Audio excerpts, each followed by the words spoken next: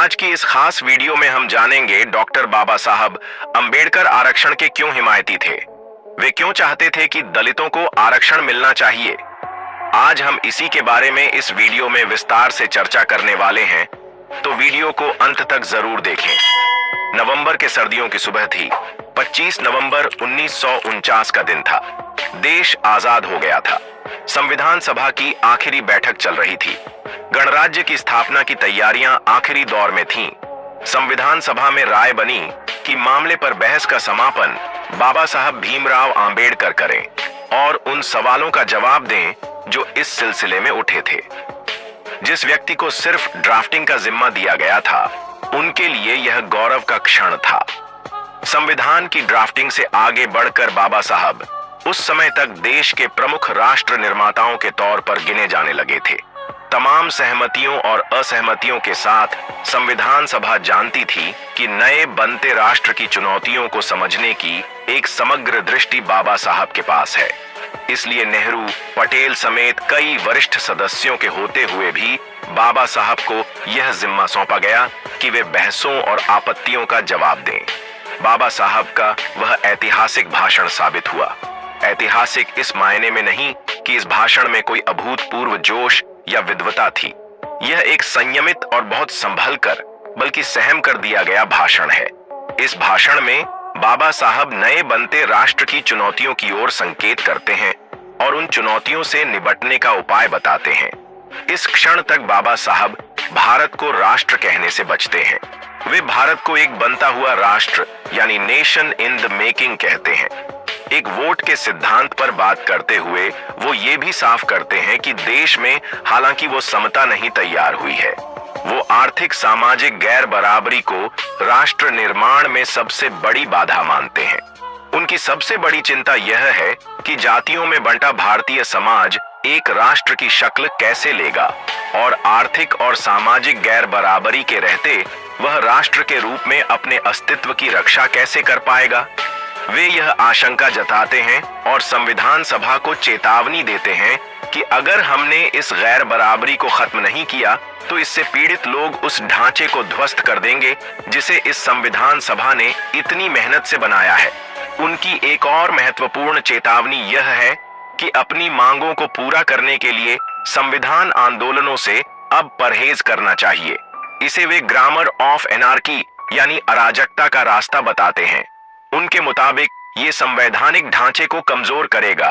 वो तैयार हो रहे राज्य तंत्र पर हिंदू सवर्ण पुरुषों के दबदबे को लेकर बहुत असहज और फिक्रमंद थे। यहाँ वे अछूतों के राजनीतिक सामाजिक अधिकार के लिए लड़ते योद्धा या हिंदू धर्म की बुराइयों से टकराते नेता के रूप में नहीं हैं। न ही वे यहाँ वकील या अर्थशास्त्री के रूप में अपनी बात कह रहे हैं। यहाँ बाबा साहब राष्ट्र निर्माता के रूप में सामने आते हैं। उनकी चिंताओं में कोई जाति या समूह नहीं है। वे इस मौके पर बन रहे मुकम्मल राष्ट्र के पहले प्रवक्ता के तौर पर बोल रहे हैं। ये संविधानवादी डॉक्टर आंबेडकर हैं जो स्वतंत्रता, समानता और बंधुत्व के वैश्विक सिद्धांत पर मन, वचन और कर्म से विश्वास करते हैं। राष्ट्र की परिभाषा बाबा साहब फ्रांस के दार्शनिक अर्नस्ट रेनन से लेते हैं। रेनन नहीं मानते कि एक नस्ल, जाति, भाषा, धर्म, भूगोल या साझा स्वार्थ किसी जन समुदाय को राष्ट्र बना सकते हैं। रेनन के लिए राष्ट्र एक साझा विचार है जो इसलिए है क्योंकि इसमें मौजूद हर व्यक्ति खुद को राष्ट्र का हिस्सा मानता है। इस मायने में यह हर दिन चलने वाला जनमत संग्रह है। रेनन और बाबा साहेब दोनों के लिए राष्ट्र एक पवित्र विचार है जिसमें हर सदस्य का साझा है। इसलिए संविधान सभा के आखिरी भाषण में बाबा साहब आर्थिक और सामाजिक गैर बराबरी के खात्मे को राष्ट्रीय एजेंडे के रूप में सामने लाते हैं। उनकी कामना थी कि संवैधानिक संस्थाएं वंचित लोगों के लिए अवसरों का रास्ता खोले और उन्हें लोकतंत्र में हिस्सेदार बनाए। राष्ट्रीय एकता के लिए यह बेहद महत्वपूर्ण है। इसलिए संविधान के मूल अधिकारों के अध्याय में अवसरों की समानता के सिद्धांत को स्वीकार करते हुए भी विशेष अधिकार का प्रावधान किया गया है। आरक्षण का सिद्धांत वहीं से आता है।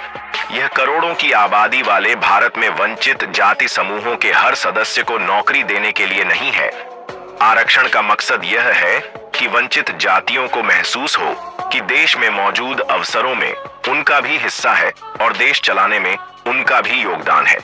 इसीलिए संविधान अल्पसंख्यकों, आदिवासियों, महिलाओं सबका ख्याल रखता हुआ नजर आता है। 22 दिसंबर 1952 को पूना में वकीलों की एक सभा में बाबा साहब बोलते हैं, लोकतंत्र शासन की वह पद्धति है जिसमें लोगों के सामाजिक और आर्थिक जीवन में बदलाव बगैर खून खराबे के संभव हो। बहरहाल 25 नवंबर 1949 की उस सर्द सुबह पर लौटते हैं।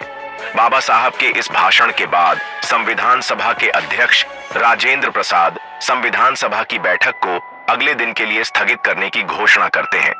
अगले दिन 26 नवंबर को संविधान सभा संविधान को स्वीकार कर लेती है। 2 महीने बाद 26 जनवरी 1950 को भारत के लोग खुद को अपना संविधान सौंपते हैं और गणराज्य बन जाते हैं। लेकिन उसके बाद की कहानी एक विराट मोह भंग की कहानी है। बाबा साहब ने उसी दिन कहा था कि हम सबसे अच्छा संविधान लिख सकते हैं, लेकिन उसकी कामयाबी आखिरकार उन लोगों पर निर्भर करेगी जो देश को चलाएंगे। गणराज्य की स्थापना के 67 साल बाद भी सामाजिक और आर्थिक गैर बराबरी को खत्म करने का एजेंडा पूरा नहीं हो सका है। असमानता पहले से ज्यादा विकट हुई है। पूर्वोत्तर, कश्मीर और मध्य भारत के बड़े इलाके असंतोष के कारण हिंसाग्रस्त हैं। जाति अपने विकराल रूप में मौजूद है। यूनिवर्सिटी, कॉरपोरेट जगत, मीडिया, संस्कृति। भारत मानव विकास के तमाम मानकों पर दुनिया के सबसे फिसड्डी देशों में एक है। यह ग्लोब के सर्वाधिक अंधेरे कोनों में से एक है। भारतीय लोकतंत्र को और सुंदर होना चाहिए था। देश चलाने वालों ने बाबा साहब को निराश किया है। यह संविधान सभा और बाबा साहब की कल्पना का राष्ट्र नहीं है। ऐसा क्यों हुआ और इसके जिम्मेदार कौन हैं, यह एक और बहस है। यदि आपको हमारे द्वारा बनाया गया यह वीडियो पसंद आया हो और आप चाहते हैं कि हम आपके लिए रोजाना ऐसा ही वीडियो लाते रहें, तो आप हमें आर्थिक मदद कर सकते हैं। दिए गए